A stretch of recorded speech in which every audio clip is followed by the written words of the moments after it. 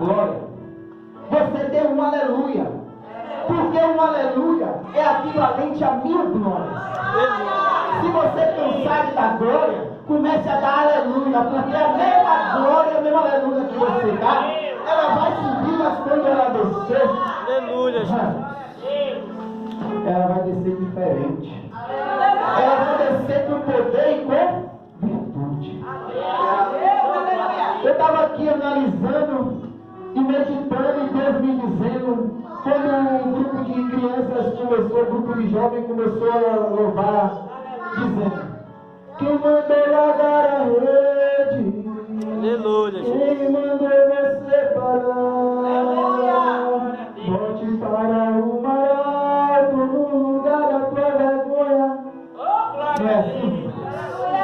Mas vamos aprender um pouco dessa história. De quem precisou pegar a rede que já estava sendo lavada e teve que voltar para o mar alto. Vamos aprender um pouco nesta noite, amém? Vamos abrir o livro de Lucas, o livro de Doutor Lucas, capítulo de número 5. Aqueles que têm sua Bíblia, vamos abrir em nome de Jesus.